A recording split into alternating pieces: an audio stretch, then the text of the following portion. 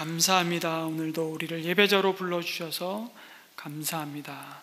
3500년 전에 너에게 말씀을 통해서 거룩이 무엇인지를 우리에게 가르치셨습니다.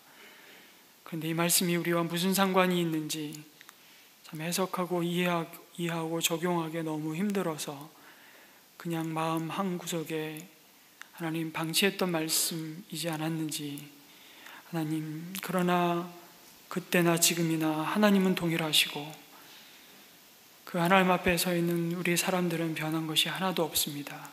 하나님을 하나님으로 인정하지 않는 이 세상 속에서 우리가 그리스도인으로 살아간다는 것이 무엇인지 다시 한번 성령 하나님 깨닫게 하시고 말씀하실 때 우리의 삶이 기름 부어 거룩히 구별하여 주신 그 삶을 잘 살아갈 수 있도록 인도하여 주시옵소서. 예수님의 이름으로 기도드립니다. 아멘.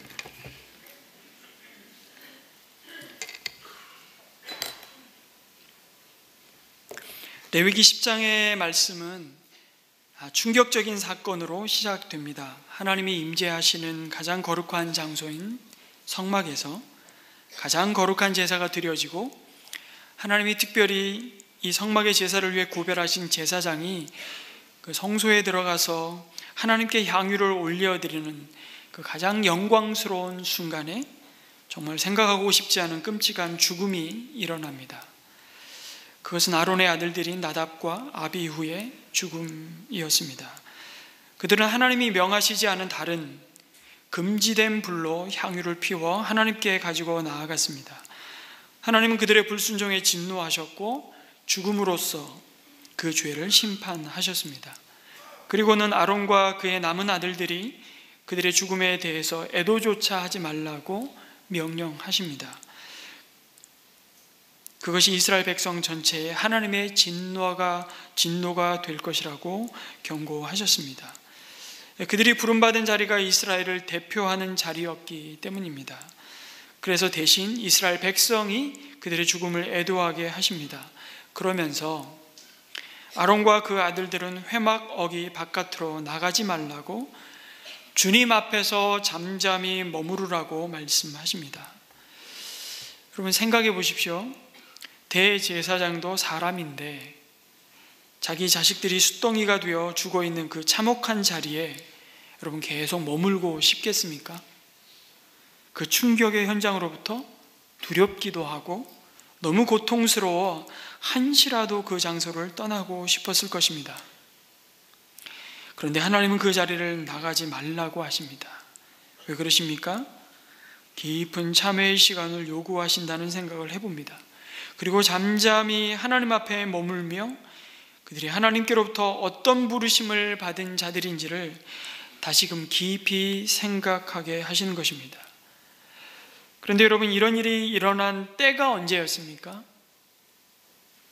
9장에 그들이 제사장의 위임식을 마치고 바로 이어지는 기록으로 봐서는 곧바로 이어지는 성막에서의 봉사를 하던 때인 것입니다. 그렇지 않다고 해도 그리 멀지 않은 시기에 성막에서 벌어진 사건임은 틀림없습니다.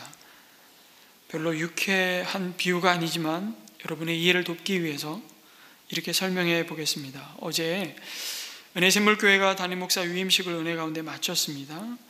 어제 박 목사님의 은퇴식과 저희 위임식에 함께 하신 분들이 정말 우리 공동체에 지금까지 함께 하셨던 하나님의 은혜를 생각할 때 참 많은 분들이 감사하지 않을 수 없다, 이런 고백을 했습니다. 그리고 새로운 출발 앞에서 많은 기대와 또 하나님의 부으실 은혜를 더 사모하며 기도를 하게 됩니다. 그래서 오늘 저희 목회 편지에도 인사와 함께 위임받은 목사로서 저를 위한 기도를 부탁드렸습니다. 목사는 기도로 삽니다. 그 기도가 제 개인의 삶에 메마르지 않는 것은 물론이거니와 함께 주님의 지체로 세움받은 성도님들이 저를 위해 기도하는 것이야말로 이 부족한 종의 입을 통해 증거되는 하나님의 말씀이 저와 여러분에게 생명의 양식이 되고 자신의 삶을 믿음으로 세워가는 데 있어서 굉장히 중요한 마음의 태도이기 때문입니다. 이렇게 위임과 함께 시작된 첫 주일 말씀을 전하는데 갑자기 제가 이 강단에서 하나님의 부르심을 받았다고 생각해 보세요.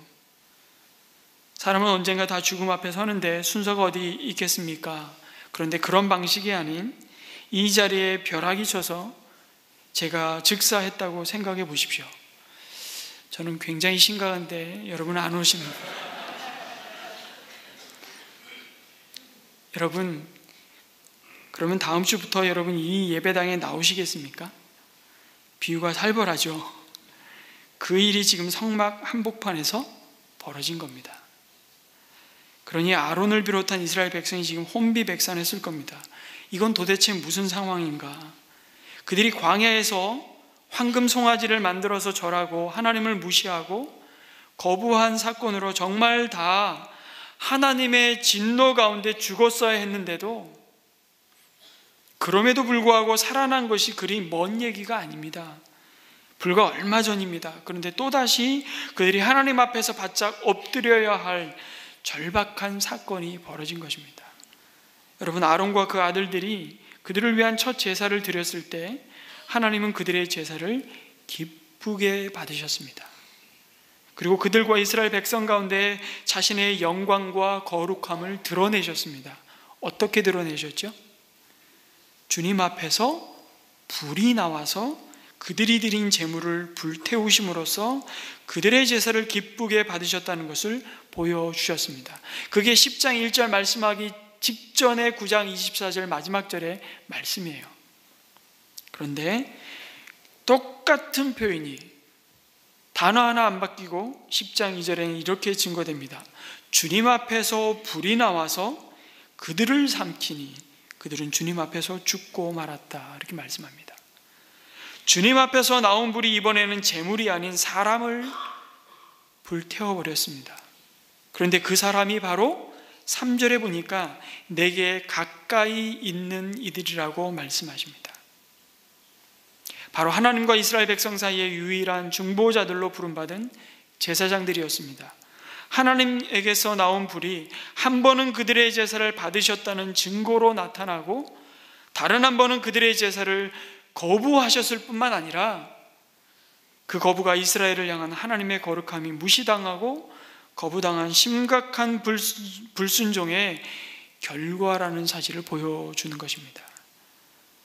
이는 마치 아론이 출애굽하여 시내산에 도착하고 얼마 되지 않아서 모세가 시내산에 율법의 말씀을 받으러 올라간 그 잠깐 사이에 황금 송아지를 만들고 이스라엘 백성으로 하여금 우상 앞에 절하게 만든 그 사건, 그 모습이 마치 데자뷰처럼, 이런 표현 아시죠? 옛날에 마치 있었던 사건인 것처럼 지금 다시 그들의 기억 가운데 등장하고 있는 사건입니다.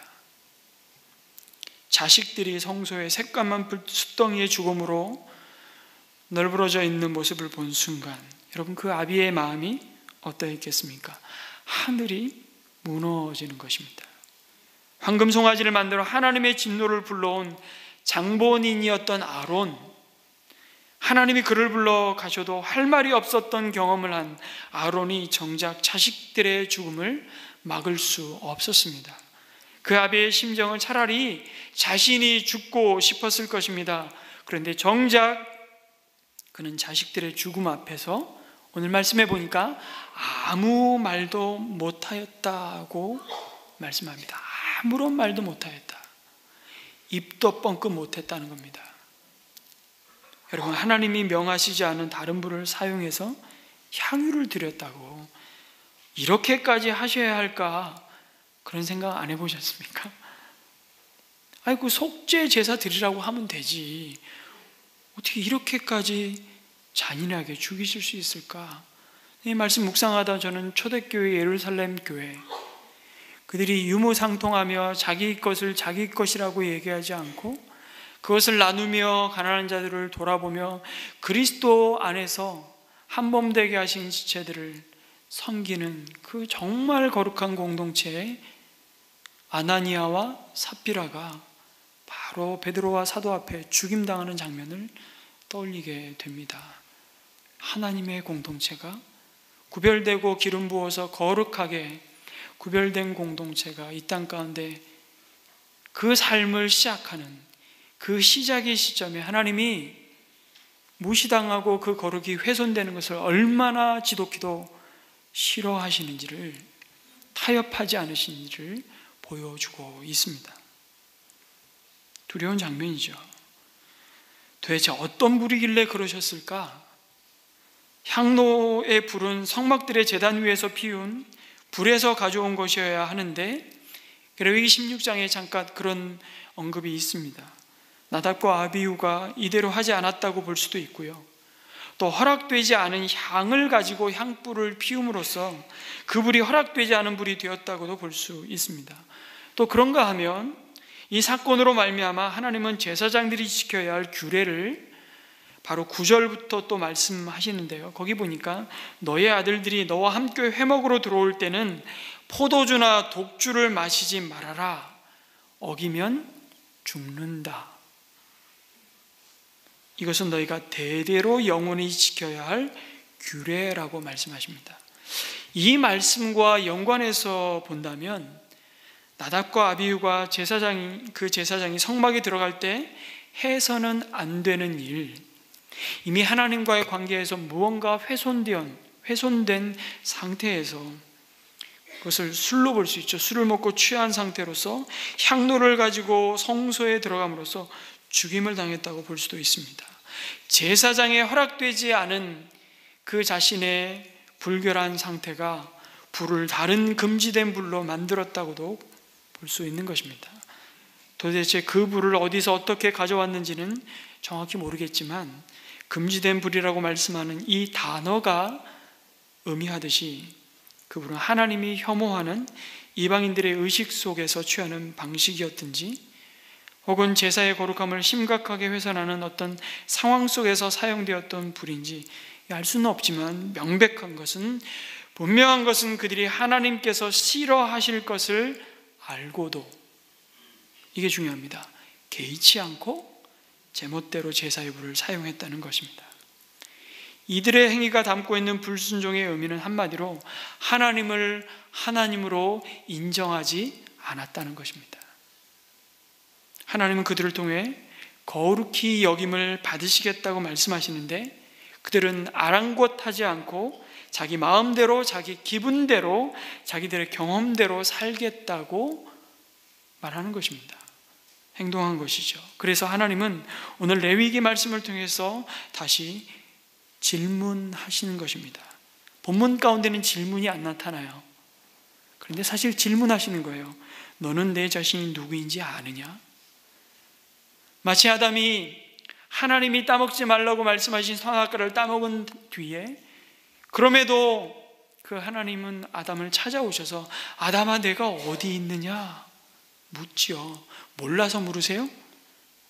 동산나무에 숨은 아담, 그 수치와 그 두려움 때문에 하나님의 낯을 볼 수 없는 아담, 하나님과 함께 더불어 에덴 동산에서 함께 기쁨을 누리도록 창조된 그 피조물이 하나님의 얼굴빛을 볼 수가 없는 상태, 그 상태에서 하나님은 그에게 다시 찾아오셔서 묻습니다.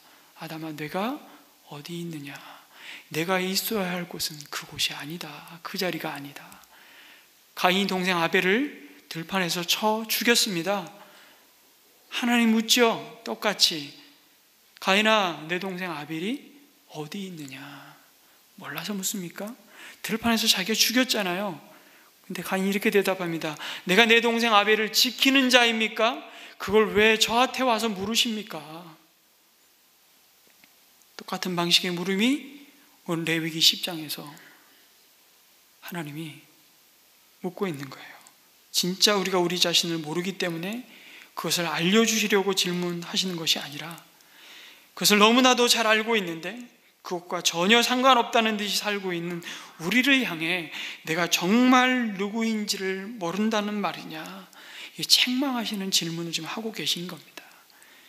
왜요? 위임식을 통해서 그들은 지난 7일 동안 꼼짝없이 성막에 머물면서 그들이 누구이고 그들이 성막에서 무슨 일을 해야 되는지를 소상히 다 들었습니다. 그리고 8일째 그들을 위해서 첫 제사를 하나님께 드렸던 자들이었습니다.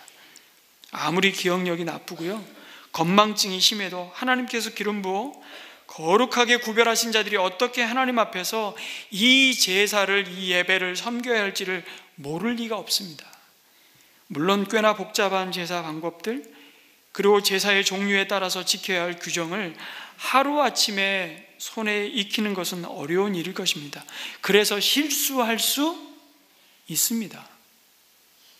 그런데 오늘 아론의 아들인 나답과 아비후가 자신들의 향로의 향을 피우기 위해 하나님이 금하신 다른 불을 담은 것은 단순한 실수가 아니었다는 것입니다. 뿐만 아니라 그것은 이스라엘 백성에게 하나님의 거룩하심을 가장 분명하고 또렷이 드러내야 할 제사장들이 오히려 가장 그 하나님의 거룩하심을 훼손하는 자리에 서 있다는 것을 보여준 것이었습니다.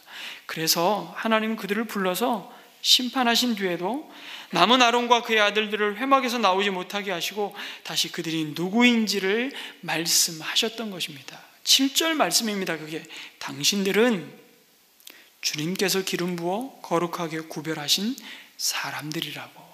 여러분, 똑같은 의미의 단어가 3번 반복되는 겁니다. 사실 기름 부어 거룩하게 구별하신, 이 사람들을 수식하는 이 3단어는 사실 같은 의미예요.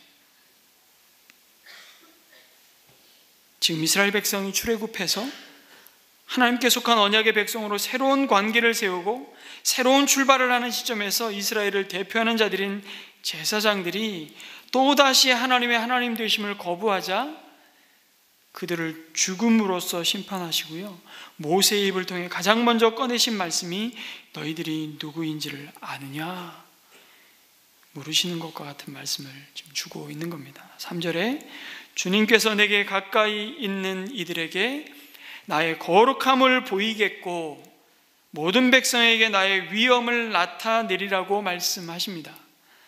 이 말씀을 좀 더 정확히 번역을 하면 수동태로 번역을 해야 됩니다. 나는 나에게 가까이 오는 자들에 의해서 거룩함을 받을 것이다.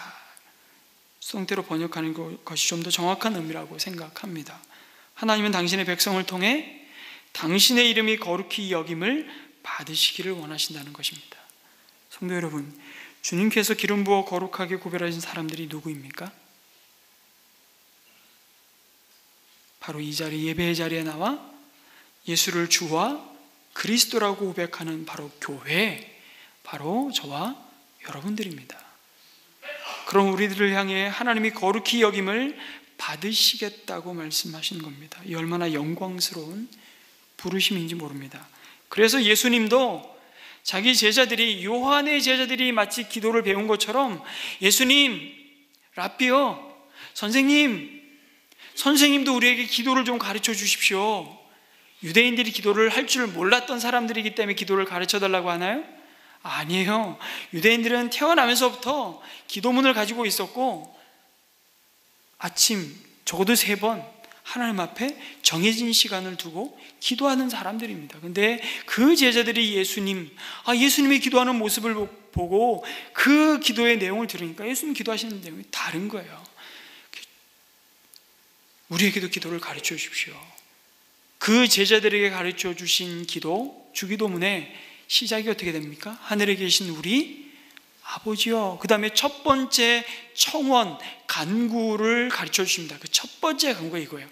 당신의 이름이 거룩히 여김을 받으시옵소서. 그런데 여러분, 하나님은 이미 완전한 거룩 그 자체이십니다.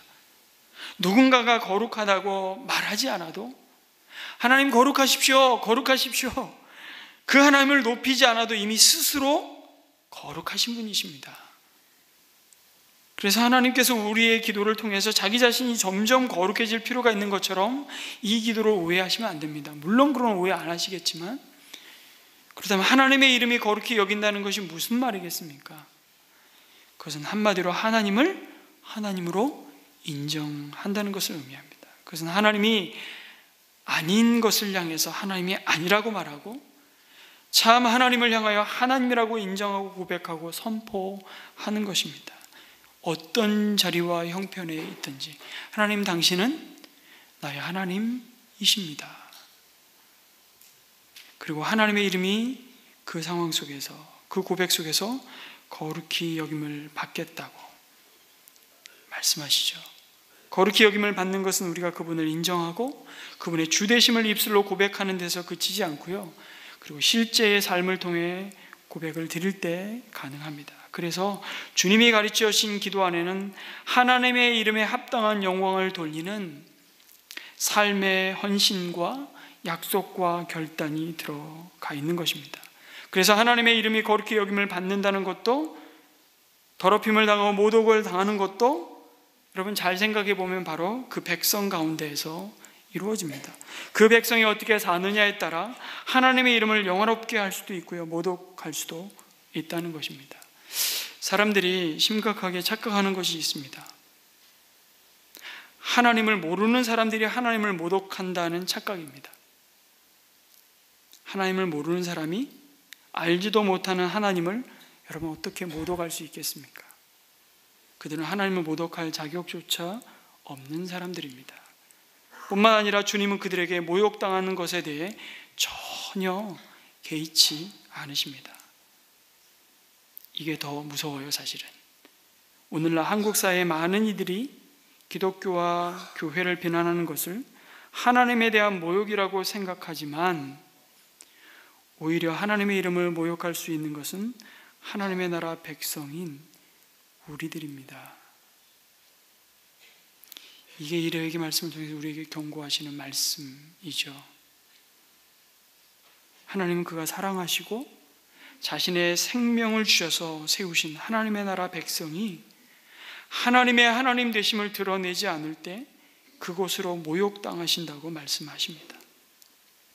우리가 이 땅에서 하나님의 나라의 백성답지 못하게 살아갈 때, 세상 사람들과 섞여 살며 그들과 똑같이 살아갈 때 바로 우리로 인해 하나님의 이름이 더럽힘을 받는 것입니다. 하나님을 믿는다는 이들도 저렇게 다 똑같이 사는구나, 그 평가를 듣게 될 때 결국 우리로 인해 하나님의 이름이 훼손을 받는 것입니다. 우리가 잘 아는 것처럼 하나님은 사람들이 볼 수 없습니다. 하나님은 하나님을 믿고 따르는 그 백성을 통해 드러나야 합니다. 아니, 그 백성을 통해 드러내십니다.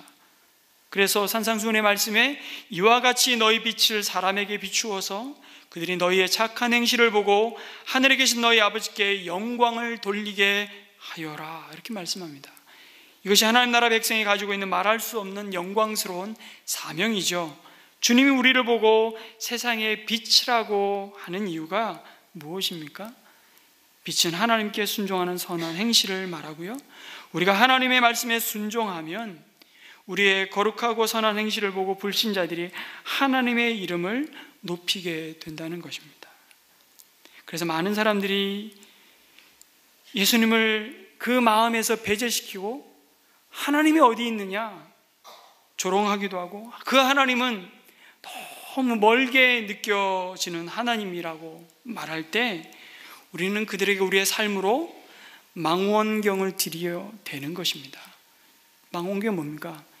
저 멀리 보이는 실체를 당겨서 코앞에서 보게 하는 거죠. 내 삶이 그렇다는 거예요. 하나님이 어디 있냐고 보여달라고, 하나님 음성 들었냐고 그렇게 말할 때 우리의 구별된 삶이 그들에게 영혼의 망원경이 돼서 중으로 당기는 거예요. 나를 봐라. 또 많은 사람들은요, 예수님의 하나님에 대해서 관심조차 없습니다. 열광하는 대중적인 유명 인기 스타나 스포츠 스타들과 비교해서 너무 작고 볼품없는 인물처럼 보일지도 모르겠습니다. 관심 받게 대상입니다. 그럴 때 우리는 그 영혼들을 향해서 우리 삶이 현미경이 되는 거죠. 그분이 가장 우리 인생에 가장 중요하고 크신 분임을 나타내는 사람들로 그들 앞에 서 있는 것입니다. 그래서 바울은 빌립보 감옥에서 죄수의 신분으로 이제 곧 하나님의 부르심을 받는 그 자신의 초라함을 안타까워하지 않고요, 오히려 사랑하는 성도들이 이렇게 말합니다. 빌립보서 1장 20절에 살든지 죽든지 내 몸에서 그리스도가 존귀하게 되게 하려 한다고. 이게 구별하신 성도의 모습입니다. 살든지 죽든지 내 몸에서 그리스도가 존귀하게 되게 하려 하나니. 알렉산더 대제의 휘하에서요, 알렉산더라는 쫄병이 있었습니다. 그건 실화 같아요. 형편없는 그의 생활로 말미암아 알렉산더라는 이름이 마구 더러워지고 있었습니다. 이 소식을 들은 알렉산더 대왕이 어느 날 예고 없이 쫄병의 막사를 방문했습니다. 겁에 질려 경례를 하고 있는 쫄병 알렉산더에게 네가 알렉산더지? 내가 너에게 두 가지를 명령한다. 내 이름을 바꾸어라. 바꾸기 싫거든 내 삶을 바꾸어라. 그래서 그 이름의 오욕을 씻으라고 명령합니다. 여러분, 우리는 어떤 이름으로 불리우는 사람들입니까? 우리 아까 고백했습니다. 당신은 그리스도께 속한 사람들입니다. 우리는 그리스도인이라고 불리움 받는 자들입니다.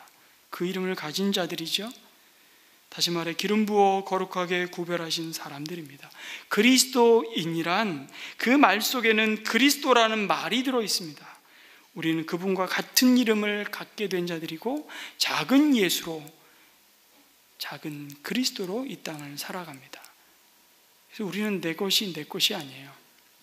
우리는 그래서 뭐라고? 얼마짜리라고 얘기하죠? 우리 저기 다 불태워서 이게 저기 빠면 몇천 원밖에 안 나와요. 철 얼마 뭐 이렇게 계산이 돼 있더라고요, 이미.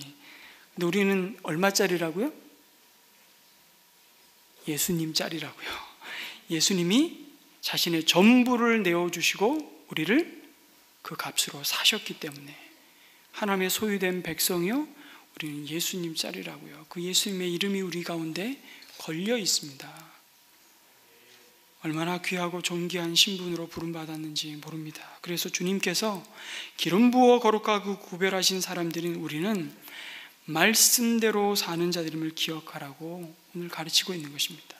그리스도인은 하나님이 원하시는 곳에서 하나님이 원하시는 일을 하나님이 원하시는 방법으로 헌신하는 사람들입니다. 여러분, 나답과 아비후가 하나님 앞에서 가장 복되고 가장 거룩한 일을 가장 악하고 저주스러운 진노로 만들어버렸습니다. 그런데 그들이 드린 불의 의미를 결정짓는 것은 딱 하나입니다. 하나님의 명령대로 하느냐 안 하느냐였습니다. 다른 기준은 없었습니다. 여러분, 나답과 아비후가 하나님이 명하신 불과는 다른 금지된 불을 드림으로 진노의 불로 죽임을 당한 사건을 보면서 이 시대의 주님의 교회가 반면교사로 붙들어야 할 메시지가 뭡니까? 우리는 성경대로 말하고 성경대로 행하는 사람들로 부름받았다는 사실입니다. 하나님의 뜻 앞에서 내 뜻을 내려놓고 단순하게 그 말씀을 하나님의 말씀으로 이해하고 그 하나님의 말씀을 순종하는, 성경대로 순종하는 사람들이라고, 자신의 야망이 아니라 주님의 사명을 따라 믿음의 길을 걸어가는 사람들이라고 말씀합니다. 그런데 여러분, 성경대로 살자고 들면요, 그리스도인들에게는 적지 않은 고난이 영광과 함께 주어집니다. 뭐가요? 고난이 영광과 함께 주어집니다. 왜냐하면 그 길이 좁은 길이기 때문입니다. 많은 사람이 좋아하고 흠모할 만한 길이 아니기 때문입니다. 그래서 주님은 말씀하셨습니다. 너희들이 정말 나를 따라오려느냐? 내가 가고자 하는 그 길을 뒤쫓아 오려느냐? 그러면 너희들이 꼭 알아야 할 것이 있다. 그 길은 많은 사람들이 영광스럽게 생각하며 흠모할 만한 그 길이 아니라는 것입니다. 성공의 신부이기도 했고 복음주의자였던 존 스토트는 이런 삶을 이렇게 표현했습니다. 불순응의 삶이라고 불렀습니다. 뭐라고 불렀다고요? 불순응의 삶. 이 세대를 본받지 않는 불순응의 삶을 살 때 비로소 우리는 선명한 복음의 증인으로 설 수 있기 때문입니다. 이 세상의 가치와 유행과 풍조를 거스르는 그 불순응의 삶이 곧 하나님을 닮아가는 구별된 거룩한 삶인 것입니다. 이것이 하나님이 소중히 여기는 것을 우리도 소중히 여기고 선택할 줄 아는 자신의 마지막 것을 드리는 온전한 헌신의 삶이라고 말씀합니다. 여러분, 그런데 자신의 마지막 것을 드릴 수 있는 이 온전한 헌신은 우리에게 주어진 수많은 일상의 거룩함이 가져다 준 정말 자연스러운 열매라는 사실을 잊으면 안 됩니다. 주님의 나라와 의를 위해 자신의 마지막 것을 드릴 수 있는 믿음의 선택과 용기는요, 매일매일 우리에게 다가오는 이 세상의 풍조를 거스르는 불순응이 반복되고 그것이 구별된 삶의 습관이 되고 주님을 따르는 그 제자의 인격이 되어서 나타난 자연스러운 결과라는 사실을 잊으면 안 됩니다. 어저께 은퇴식을 하고 위임식을 하면서 우리 유수경 자매님이 특주를 했습니다. 유수경 자매가 은퇴식을 하기 전에 박 목사님께 전화를 드려서 박 목사님 은퇴식 그날 제가 특별 연주를 하는데 목사님 가장 좋아하시는 찬송 있으면 그거 연주해 드리고 싶습니다. 물론 하나님께 올려드리는 찬송이지만, 근데 뜻밖의 박 목사님이 저 멀리 배는 나의 시온송을 연주해 달라고 했더라는 거예요. 그건 유수경 자매뿐만 아니라 웬만한 사람 다 알거든요. 그 누가 가장 좋아하는 찬양인지. 그리고 돌아가신 배용규 목사님이 가장 좋아하는 찬송, 애창곡이라 해야 되나요? 찬송이었습니다. 저 멀리 배는 나의 시온성, 거룩한 곳 아버지 집. 그래서 유수영 자매가 박 목사님이 은퇴를 앞두고 배 목사님이 함께 했으면 이 자리에 얼마나 좋았을까, 그런 마음을 담아서 부탁했겠거니, 이런 이제 해석을 한 거죠. 그러고 나서 배 목사님의 딸 지혜를 같이 불러서 연주를 했습니다. 박 목사님이 뜻밖의 강단에 올라오셔서 인사를 하시는데, 사실은 배 목사님을 생각하고 그 곡을 부탁한 것은 아니었다고. 근데 배 목사님이 그 자리에, 그 은퇴식의 자리에 소환이 된 겁니다. 근데 더욱 공교롭게도 말씀을 전해주신 김창근 목사님을 부탁을 드렸는데, 사실 김창근 목사님은 배용규 목사님의 학창시절에 하나님의 말씀과 사랑으로 양육했던 담임 목사님이셨어요. 제주 영락교회. 그것도 박 목사님이 의도한 것이 아니었습니다. 근데 김창근 목사님이 박 목사님 마지막 은퇴의 말씀을 주시면서 또 배용규 목사님을 소환하셨어요. 그리고 저를 소개하면서, 사실 윤만서 목사는 대학교 1학년 때부터 배용규 목사님과 기숙사 생활을 같이 하면서 CCC에서 복음을 전하고 같이 함께 서울영동교회 청년회로 함께 섬겼던 하나님의 사람입니다. 이렇게 또 소개를 하시는 거예요. 이게 뭐지? 근데 은퇴식을 하면서 저는 계속 울었습니다, 사실. 배용규 목사님과 첫 만남을 다시금 떠올리면서 21살의 나이로 돌아가 버렸어요. 언제나 불편함을 선택한 배용규 목사님. 신대원에서 늦깎이 전도사님들, 연세 많이 드셔서 늦게 신학을 하시겠다고 신대원에 입학하신 동료 전도사님들, 공부를 따라가지 못하시니까 시험을 치셔야 되는데 늘 힘들어 하시니까 배용규 목사님이 페이퍼로 강의 내용 다 정리해가지고 그거를 요약본을 그 전사님들에게 다 나누어 드리고, 또 때로는 강의동 하나 잡아가지고요, 교수님의 한 강의를 복습을 시켜주세요. 이런 흐름을 다 다시 잡아주시는 거예요. 그 수고를 마다하지 않으셨던 분, 언제나 자기 시간 쪼개서 힘든 자, 마음에 고통받는 자 찾아서 끊임없이 노크하고 그들의 피로를 채우셨던 분. 여러분, 언제나 자기중심, 자기 사랑에 빠진 세상을 거스르는 그 거룩한 삶의 능력이 매일매일 일상이 되었던 그분을, 그것이 쌓이고 쌓여 하나님은 가장 귀한 배 목사님의 마지막을 기쁘게 순교의 제물로 받으셨던 것입니다. 그것이 거룩입니다. 그것이 거룩의 능력입니다. 성도 여러분, 모든 것이 자기중심, 자기자랑, 자아 성취를 가장 중요한 가치로 여기는 세상에 우리는 살고 있습니다. 아니, 이것은 하나님이 이스라엘 백성을 구별하여 자신의 친백성 삼으시고 거룩하게 하시기 전에 오랜 세월 머물렀던 애굽 땅의 풍속이었고요, 또한 그들이 들어갈 약속받은 땅에 거주하고 있던 가나안의 풍속이기도 했습니다. 그래서 하나님은 레위기 18장 3절에서 4절에 이미 반복해서 미리 명령하고 경고하고 계셨습니다. 한번 같이 읽어볼까요? 시작.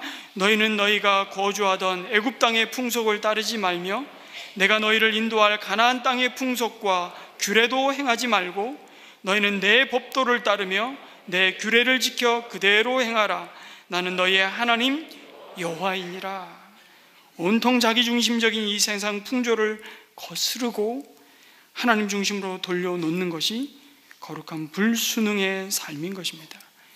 이것이 거룩한 삶인 것이죠. 그래서 우리를 삼키려 하는, 그래서 우리가 맞서야만 하고 불순응해야만 하는 이 현대의 풍조는 이 자기 사랑, 자기 중심, 자기 자랑입니다.